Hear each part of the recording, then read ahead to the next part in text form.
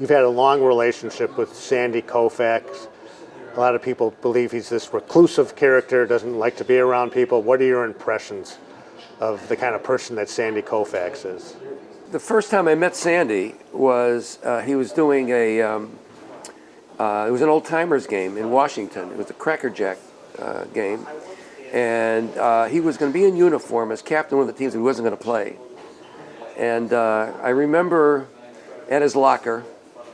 And it was very hot in there, and I remember I knelt down, and I had my notebook, and I remember I was sweaty. It wasn't so much I was nervous about Koufax, but it was really hot in there, and I sweat a lot, and sweat started dripping on my notebook.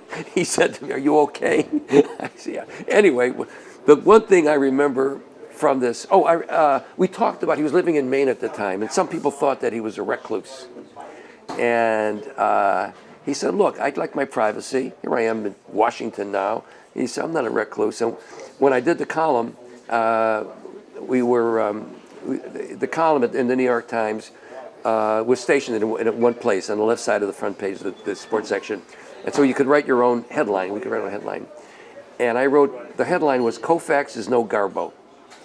And he saw the column, and I think that he appreciated this. And so, again, I was able to develop a relationship with him. But I do remember that when he told me that when he first began pitching, when he was a bonus baby with the Dodgers, 1955, I think it was.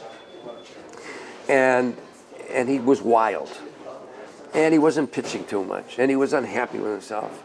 And he said to me, at that point, I wasn't sure if I was a schlemiel or a schlemazel. Schlemiel is somebody who spills soup on someone. Schlemazel is someone who gets soup spilled on him. And he said, I wasn't sure if I was a schlemiel or a schlemazel. That's great. So you kept up a relationship through the years with him? Yeah, I have. And so people, okay, he does have this idea of being kind of reclusive and not, very comfortable or whatever in social settings. I mean, what's your perception of My perception of Sandy is that wherever he goes, he's the center of attention, and there's almost no privacy in some ways. But I found him to be easy to talk to. I get him on the phone. He answers the phone on the first ring. He'll call you back, and he seems like just another guy, really. Is he misunderstood? In some ways, But does he want it to be that way? He just wants his privacy. He likes being just a normal person. He appreciates his position in the world and in baseball and what he means to Jews. I asked him once about a fastball, about throwing the ball hard, and he said to me that you can't teach speed. And I said, well, but you had it. I said, do you feel blessed? And he said, I do. Yes. And then you did the movie. You did the movie, and he did initially, I remember you telling me in the street, he did not want to be part of this Jews in baseball movie that you were a part of. Right. It was. What was the process to get him to be involved? Well, I had this tangential relationship with him, which seemed to be positive.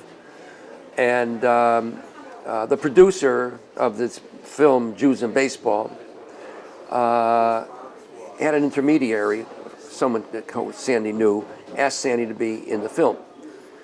And it probably wasn't presented all that great necessarily. And then the producer asked me if I could help. And I was going to be the writer for it. And so I said, I will call. And I wrote him a letter.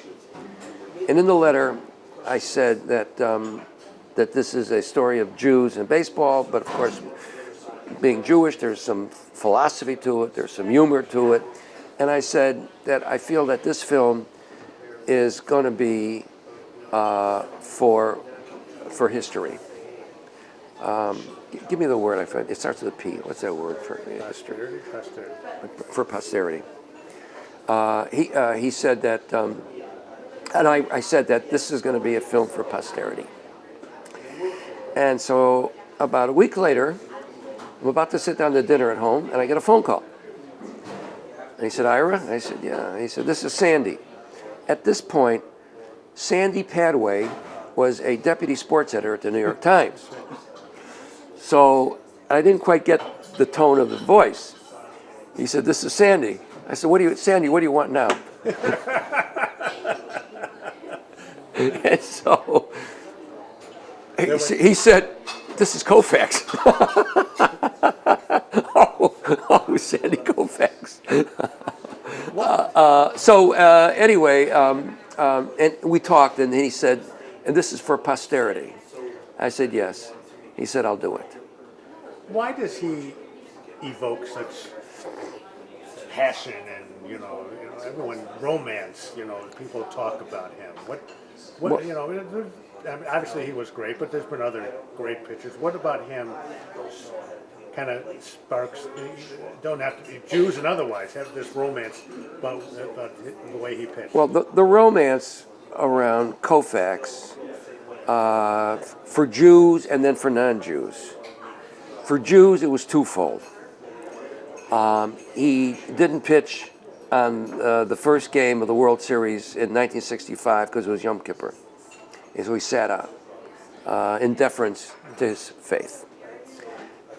Second thing was he was the greatest pitcher for a period of time, and he established himself as one of the great pitchers of all time. So here was this great athlete in the national pastime, and he was faithful to his faith. Okay, twofold. As far as non-Jews are concerned, they can't care about Yom Kippur, and he was just the greatest of his time. For those 6 years or something, that he was phenomenal. And he retires at age 30 after leading the major leagues in wins, earned run average, complete games. It was fantastic, and he just retired. Okay, let's get just a little bit into the movie, and then we'll. Okay. Did the Jews in Baseball movie, in the opening scene, you open with the clip from the movie Airplane where they're making fun of Jewish athletes. Why did you guys pick that open? As a writer, this was you start off with the stereotype, and then you destroy the stereotype, And so here was the stereotype, and it's very funny.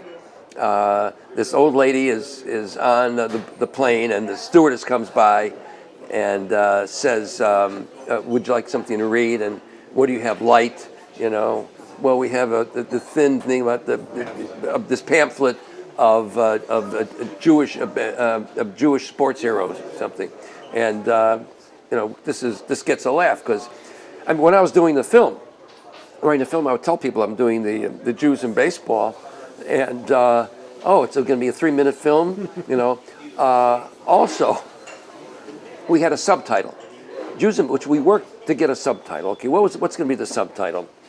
And it turns out Jews in Baseball, an American love story. But so I would ask different people what their suggestion is for a subtitle. And so I was at dinner with my former sports editor, Joe Vecchio, in the New York Times. It was very funny. So I said, Joe, what would you suggest for a subtitle? Jews in Baseball, what's subtitle? He said, Jews in Baseball. Who knew?